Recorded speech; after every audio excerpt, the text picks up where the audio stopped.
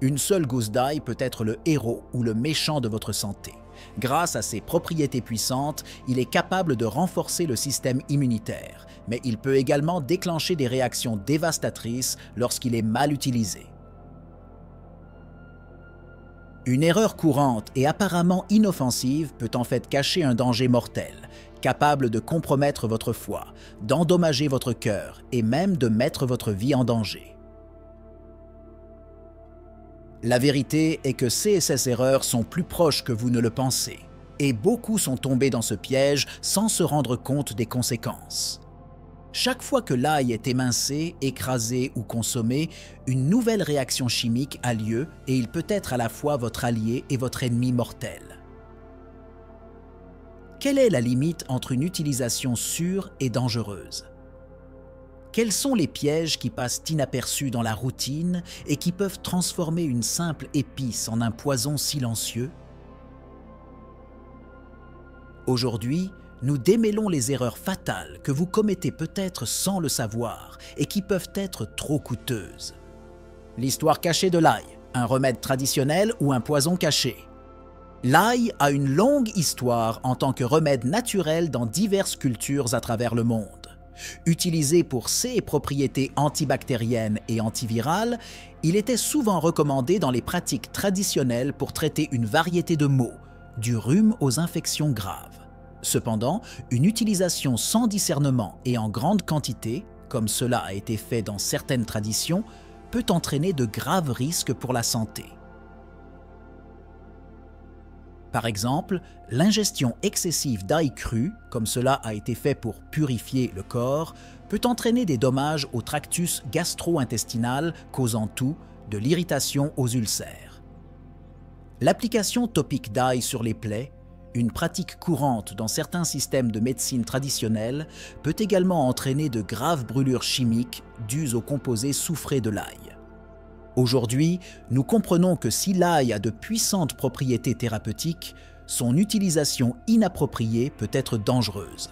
La science moderne nous permet d'identifier et d'isoler les composés bénéfiques de l'ail, tels que l'allicine, mais elle nous met également en garde contre les risques de surdosage ou de mauvaise gestion.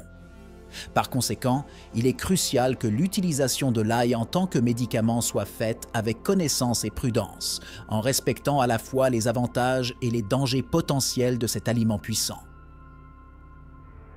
L'histoire occulte de l'ail nous enseigne que plus n'est pas toujours mieux, et que même les remèdes naturels peuvent avoir un côté sombre lorsqu'ils sont utilisés sans une bonne compréhension.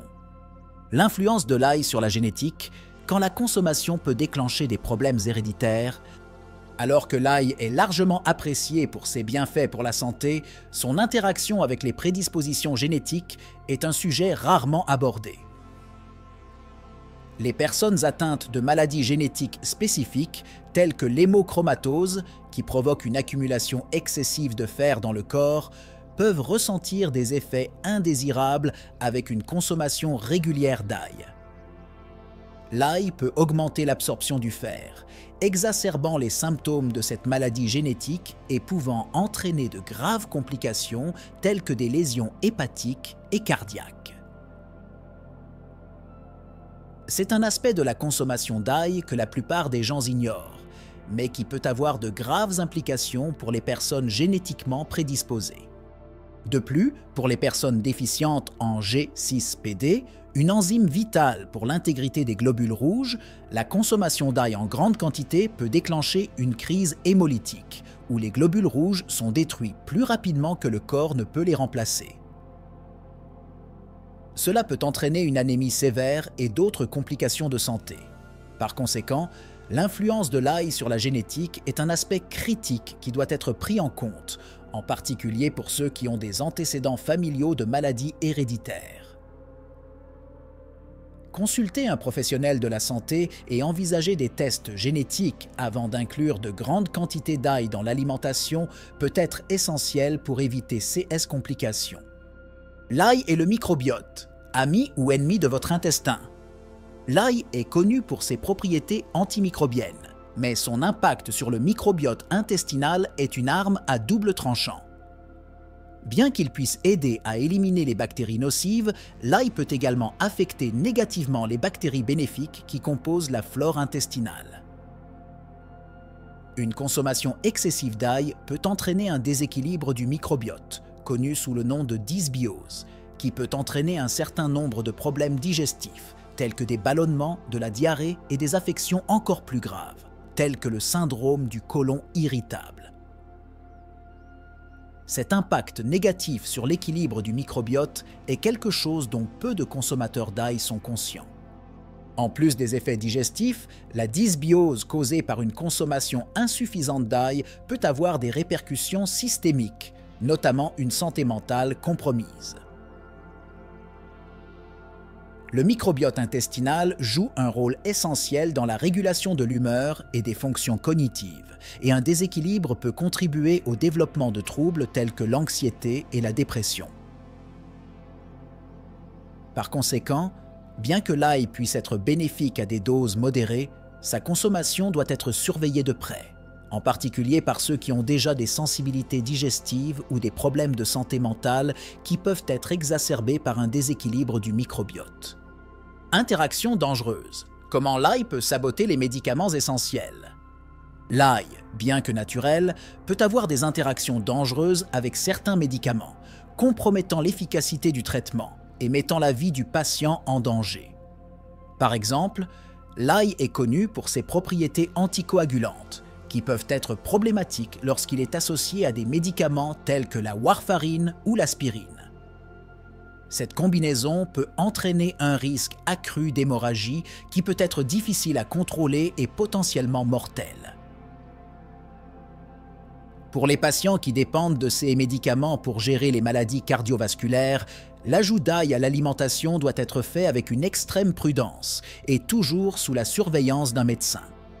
Un autre exemple critique est l'interaction de l'ail avec les médicaments antirétroviraux utilisés dans le traitement du VIH. L'ail peut induire des enzymes hépatiques qui métabolisent ces médicaments, ce qui entraîne une réduction de leur efficacité et permet à l'infection de progresser. Ce type d'interaction est souvent sous-estimé, mais il peut avoir de graves conséquences sur la santé des patients. Pour cette raison, il est essentiel que toute personne subissant un traitement médical, en particulier pour les maladies chroniques, consulte un professionnel de la santé avant d'incorporer de l'ail en grande quantité dans son alimentation. La connaissance de ces interactions peut faire la différence entre la santé et les complications graves. Dans les coulisses, comment l'ail transformé peut être toxique? L'ail transformé, bien que pratique, peut présenter des dangers cachés que peu de gens connaissent. L'une des plus grandes menaces provient de l'ail émincé conservé dans de l'huile d'olive qui peut créer un environnement propice à la croissance de Clostridium botulinum, la bactérie responsable du botulisme. Cette affection est rare mais extrêmement dangereuse, provoquant une paralysie et, dans les cas graves, peut être mortelle. Ce risque est amplifié lorsque l'ail est conservé à température ambiante pendant de longues périodes, ce que de nombreux consommateurs ignorent et n'évitent donc pas. De plus, l'ail vieilli ou transformé industriellement peut perdre de nombreux composés bénéfiques présents dans l'ail frais, tels que l'allicine, et en même temps développer des substances indésirables. Par exemple, la poudre d'ail, souvent utilisée pour des raisons de commodité, peut contenir des additifs et des conservateurs nocifs pour la santé. De plus, un mauvais stockage peut entraîner le développement de mycotoxines, des composés toxiques produits par des champignons.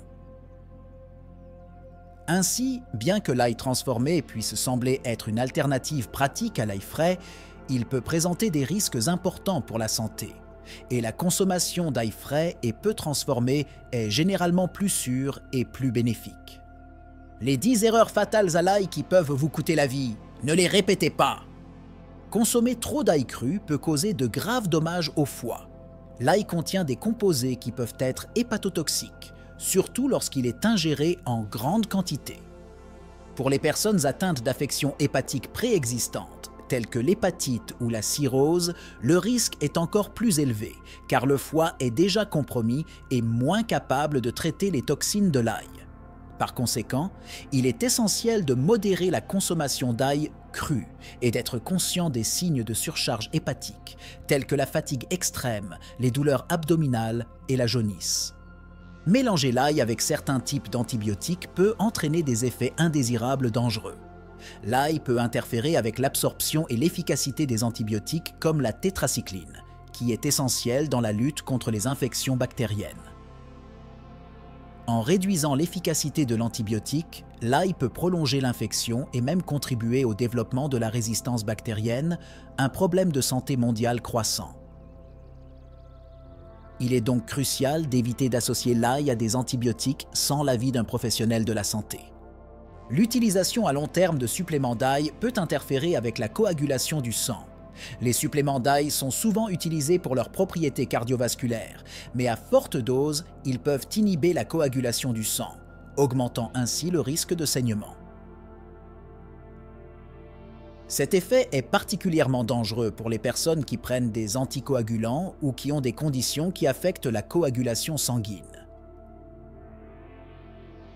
Les chirurgies et procédures dentaires deviennent également plus risquées, car le corps peut ne pas être en mesure d'arrêter correctement les saignements. Manger de l'ail à jeun peut provoquer des brûlures d'estomac et des ulcères. L'ail cru est très acide et peut irriter la muqueuse de l'estomac, surtout lorsqu'il est consommé sans autres aliments pour amortir ses effets. Cette pratique peut entraîner des douleurs intenses, des nausées et, dans les CA les plus graves, le développement d'ulcères gastriques. Pour ceux qui ont des antécédents de problèmes digestifs tels que la gastrite ou le reflux acide, il est conseillé d'éviter de consommer de l'ail à jeun et de toujours le combiner avec un repas équilibré. La conservation de l'ail dans l'huile d'olive pendant de longues périodes peut favoriser la croissance de bactéries nocives.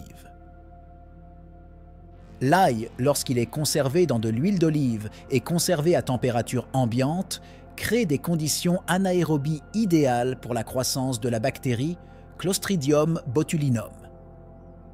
Cette bactérie produit des toxines qui peuvent causer le botulisme, une maladie grave qui peut entraîner une paralysie respiratoire et la mort si elle n'est pas traitée rapidement. Pour éviter ce risque, il est indispensable de réfrigérer l'ail confit et de le consommer dans les jours qui suivent. L'application de l'ail directement sur la peau peut entraîner de graves brûlures chimiques. L'ail contient des composés soufrés qui, lorsqu'ils sont appliqués directement sur la peau, peuvent provoquer de graves irritations et même des brûlures au 2e degré. Bien qu'il soit courant d'utiliser l'ail comme remède topique pour les infections cutanées, il est crucial de le diluer correctement ou de tester une petite zone de peau avant de l'appliquer sur une plus grande surface. Une mauvaise utilisation peut entraîner des cicatrices permanentes et des lésions cutanées. La cuisson de l'ail à haute température pendant trop longtemps peut détruire les composés bénéfiques et libérer des toxines. L'allicine, le composé actif le plus bénéfique de l'ail, est très sensible à la chaleur. Lorsque l'ail est cuit à des températures élevées pendant de longues périodes, l'allicine se dégrade et l'ail perd une grande partie de ses propriétés thérapeutiques. De plus, un chauffage excessif peut produire des composés toxiques, tels que l'acrylamide, qui est associé à un risque accru de cancer. Par conséquent, pour maximiser les avantages de l'ail, il est préférable de le cuire à des températures modérées pendant de courtes périodes. La consommation d'ail vieilli peut entraîner une surdose d'antioxydants, surchargeant le système. L'ail vieilli, bien que moins piquant, peut contenir des niveaux plus élevés de certains antioxydants. Bien que les antioxydants soient bénéfiques en quantité modérée, en excès, ils peuvent provoquer un déséquilibre oxydatif, où les radicaux libres sont piégés si efficacement que le système immunitaire est compromis. Ce phénomène, connu sous le nom de réduction du stress, est un domaine de recherche émerge et souligne l'importance de modérer la consommation d'ail, même dans ses formes les moins agressives. Manger de l'ail avec des aliments riches en vitamine K peut annuler les avantages anticoagulants. La vitamine K joue un rôle crucial dans la coagulation du sang et sa consommation en grande quantité peut contrecarrer l'effet anticoagulant de l'ail.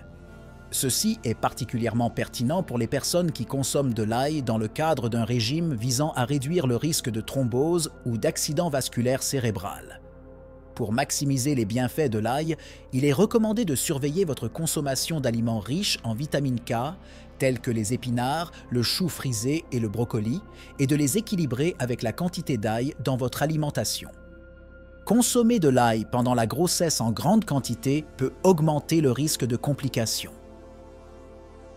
Bien que l'ail soit généralement considéré comme sûr pendant la grossesse, sa consommation excessive peut stimuler les contractions utérines, augmentant ainsi le risque de naissance prématurée. De plus, l'ail en grande quantité peut interférer avec l'absorption de l'iode, qui est essentiel au développement du fœtus, et provoquer des troubles gastro-intestinaux qui sont déjà un problème courant pendant la grossesse. Par conséquent, il est conseillé aux femmes enceintes de consommer de l'ail avec modération et de consulter un professionnel de la santé pour des conseils personnalisés. L'ail et la santé mentale, quand une odeur forte peut affecter le cerveau. Alors que l'ail est apprécié pour ses bienfaits physiques, tels que l'amélioration de la circulation et le renforcement du système immunitaire, son impact sur la santé mentale est moins connu, mais tout aussi important.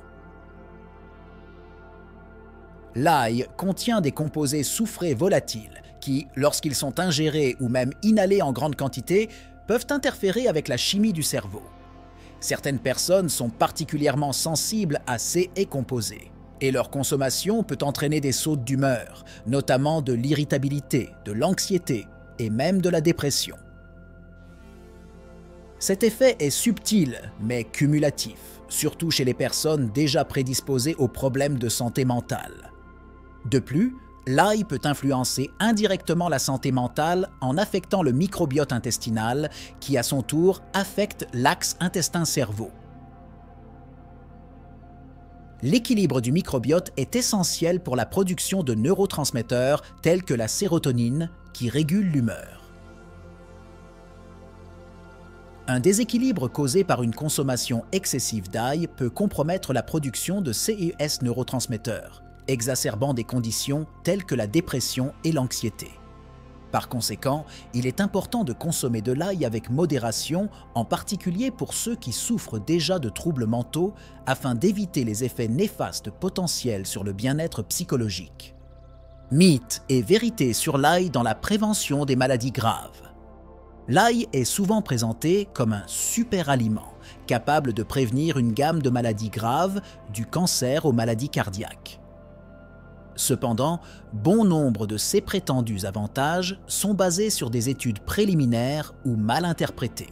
Par exemple, bien que certaines études suggèrent que l'ail peut aider à réduire le risque de certains cancers, les preuves ne sont pas concluantes et les effets de l'ail peuvent varier considérablement en fonction de la quantité consommée, de la façon dont il est préparé et du profil génétique de l'individu. Croire aveuglément au pouvoir de l'ail pour prévenir les maladies graves peut conduire à la complaisance envers d'autres pratiques de santé plus éprouvées, telles que des suivis médicaux réguliers et l'adhésion à une alimentation équilibrée. Un autre mythe courant est que l'ail peut remplacer les médicaments sur ordonnance pour la prévention des maladies cardiaques, telles que les statines ou les anticoagulants. Bien que l'ail ait des propriétés qui peuvent favoriser la santé cardiovasculaire, telles que la réduction de la tension artérielle et du cholestérol, il ne doit pas être utilisé comme substitut aux traitements médicaux conventionnels sans l'avis d'un professionnel de la santé. Le danger réside dans la surestimation des avantages de l'ail et la sous-estimation des risques, tels que les interactions médicamenteuses et les effets indésirables, qui peuvent en fait aggraver les conditions qu'il est censé prévenir.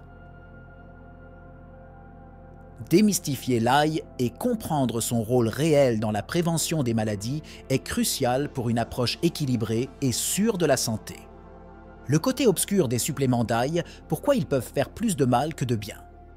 Les suppléments d'ail ont gagné en popularité en tant que moyen pratique d'obtenir les avantages de l'ail sans le goût ou l'odeur fort, mais cette commodité peut avoir un coût caché.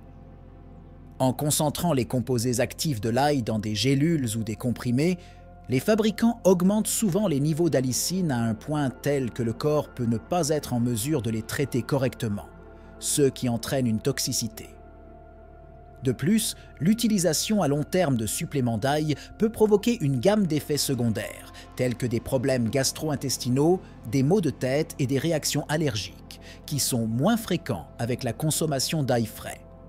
Un autre problème avec les suppléments d'ail est le manque de réglementation et de normalisation dans l'industrie. La puissance des suppléments peut varier considérablement d'une marque et d'un lot à l'autre, ce qui rend difficile pour les consommateurs de savoir exactement ce qu'ils ingèrent. Certains suppléments contiennent également des additifs et des conservateurs qui peuvent avoir des effets néfastes sur la santé.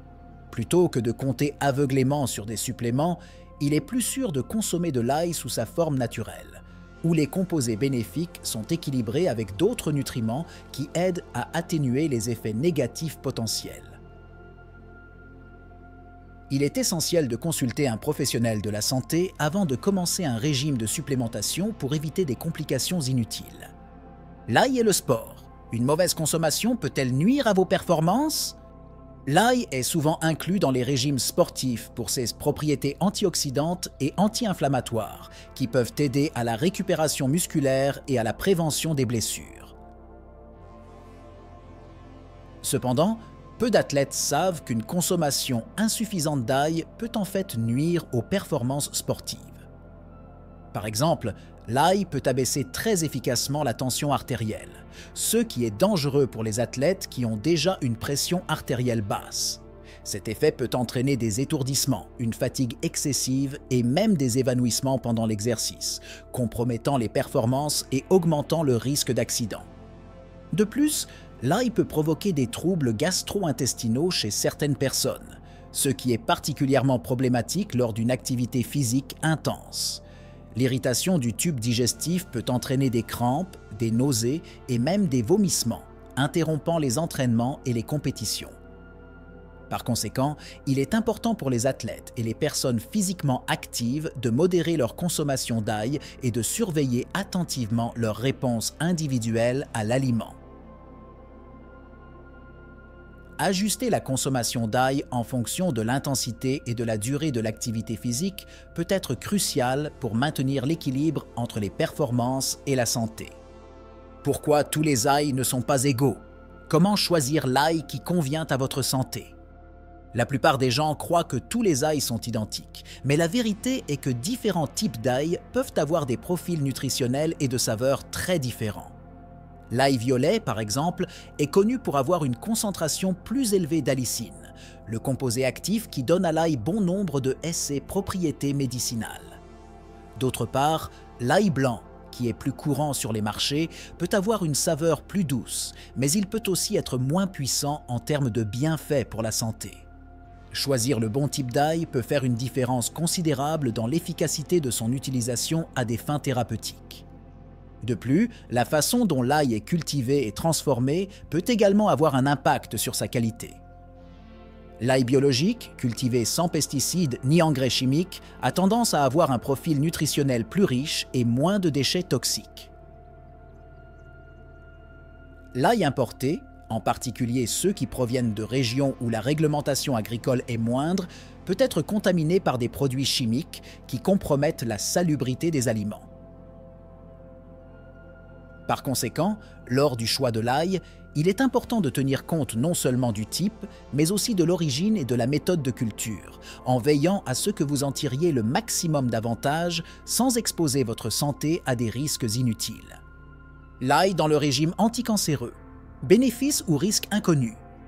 L'ail est souvent présenté comme un aliment anticancéreux, mais son efficacité et sa sécurité dépendent de plusieurs facteurs qui ne sont pas toujours pris en compte. Des études suggèrent que les composés soufrés de l'ail peuvent aider à inhiber la croissance des cellules cancéreuses et même favoriser l'apoptose, ou mort cellulaire programmée, dans certains cancers. Cependant, ces effets bénéfiques sont fortement influencés par la façon dont l'ail est préparé et la quantité consommée. Par exemple, une cuisson excessive de l'ail peut détruire ses composés anticancéreux, tandis que sa consommation crue peut provoquer des troubles gastro-intestinaux chez certaines personnes, limitant ainsi son utilisation en tant qu'aliment préventif. De plus, l'ail peut interagir avec les traitements anticancéreux conventionnels, tels que la chimiothérapie. Dans certains CA, il peut renforcer les effets des médicaments, mais dans d'autres, il peut interférer avec leur efficacité, en fonction du type de traitement et de l'état de santé du patient. Pour cette raison, il est essentiel que les personnes qui envisagent l'ail dans le cadre d'un régime anticancéreux consultent leur médecin pour peser les risques et les avantages spécifiques de l'ail. L'ail peut être un outil puissant dans la lutte contre le cancer, mais son utilisation doit être soigneusement gérée pour éviter des complications indésirables. Chaque gousse d'ail peut être une arme à double tranchant. Elle nourrit votre corps ou comporte des risques cachés que peu de gens connaissent. Ignorer ces erreurs peut être coûteux, mais maintenant que les secrets ont été révélés, le choix est entre vos mains. Qu'est-ce qui, à part l'ail, est sous-estimé dans votre cuisine? Quels autres aliments pourraient saboter votre santé sans que vous vous en rendiez compte? La sécurité est dans les détails qui passent souvent inaperçus. Maintenant que ces erreurs fatales ont été exposées, se pourrait-il qu'il y ait plus de surprises cachées dans votre alimentation quotidienne? Partagez ces connaissances, explorez davantage ce que vous consommez et surtout, restez vigilant, car la prochaine découverte pourrait être encore plus surprenante.